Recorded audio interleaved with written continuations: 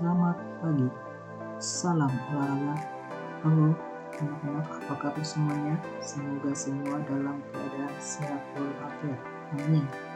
Selamat datang di video pembelajaran PJOK kelas 12 dengan materi permainan olahraga bola besar, yaitu sepak bola, bersama Mandara Sport Education. Baik, sebelum masuk materi, untuk lebih jelasnya, mari kita lihat tujuan pembelajaran yang akan kita capai di bab 1. Mari kita simak. Bab 1. Permainan bola besar, sepak bola.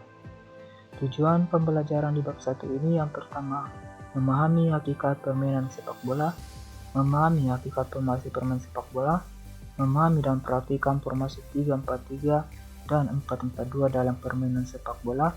Yang keempat, bermain sepak bola yang menggunakan peraturan yang dimodifikasi. Dan yang kelima, memahami perwasitan dalam permainan sepak bola. Jadi, tujuan pelajaran dalam bab 1 ini ada 5 tujuan yang akan kita capai. Itulah tadi tujuan pembelajaran yang akan kita capai di bab 1. Sebelum masuk ke tujuan pembelajaran, yang pertama sebetulnya kita harus tahu apa itu permainan sepak bola, sejarah sepak bola, dan teknik dasar sepak bola. Untuk itu, mari kita simak penjelasan berikut ini. Pertama, pengertian sepak bola. Sepak bola bahasa Inggris adalah football atau soccer, adalah cabang olahraga yang menggunakan bola yang umumnya terbuat dari bahan kulit dan dimainkan oleh dua tim yang masing-masing beranggotakan 11 orang pemain inti dan beberapa pemain cadangan.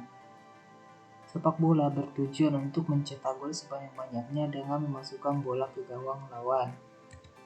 Kemudian yang kedua, manfaat bermain sepak bola. Manfaat yang pertama, menjaga kondisi tubuh. Manfaat yang kedua, meningkatkan mood dan perasaan.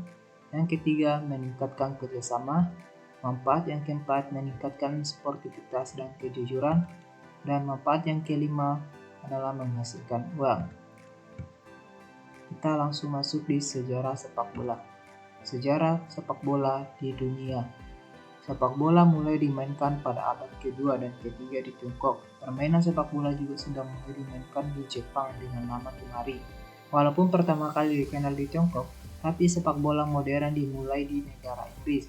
Permainan ini dimainkan 11 orang dengan lawan permainan 2 kali 45 menit, perpanjangan waktu 2 kali 15 menit. Jika perpanjangan waktu belum ada pemenangnya, dilanjutkan adu penalti. Jika adu penalti belum juga dilanjutkan lempar poin. Permainan ini sempat dilarang Raja Edward III karena permainan yang sangat kasar, dan supporternya juga ikut rusuh. Pada tahun 1815, terjadi perkembangan besar dalam permainan sepak bola yang mulai dikenal di berbagai daerah seluruh dunia.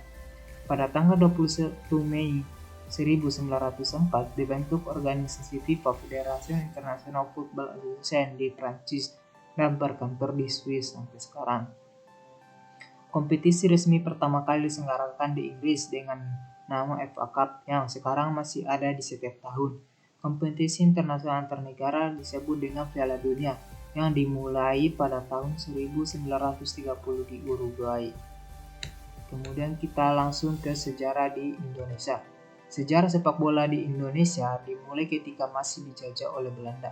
Saat itu, orang pribumi gabung dengan orang Belanda non-pribumi dalam tim sepak bola. Saat itu nama negaranya adalah Hindia Belanda.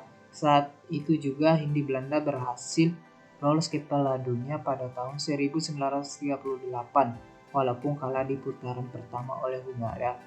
Organisasi Nasional Indonesia dibentuk pada tanggal 19 April 1930 dengan nama PSSI, Persatuan Sepak Bola Seluruh Indonesia, dan pertama kali berada di Yogyakarta. Oke, kita masuk ke teknik dasar sepak bola. Teknik dasar yang pertama adalah dribbling. Dribbling dibagi menjadi 3. Yang pertama, dribbling dengan kaki bagian dalam. Kedua, dribbling dengan kaki bagian luar. Yang ketiga, dribbling dengan kura-kura kaki. Kemudian teknik yang kedua adalah passing.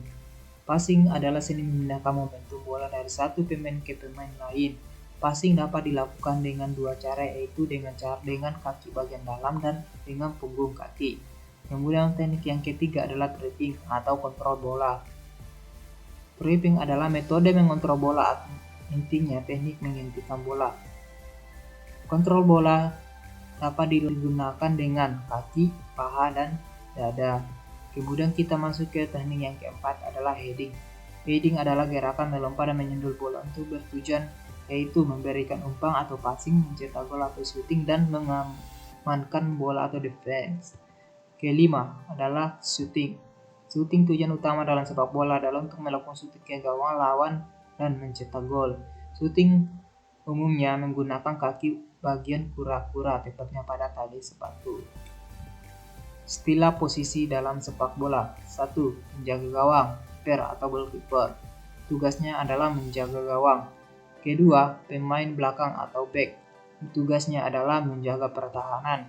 Yang ketiga, pemain tengah atau midfielders. Tugasnya adalah penghubung antara lini belakang dengan lini depan secara umum. Kemudian ada namanya playmaker di dalam pemain tengah yang mengatur permainan. Kemudian pemain depan atau disebut dengan striker atau penyerang.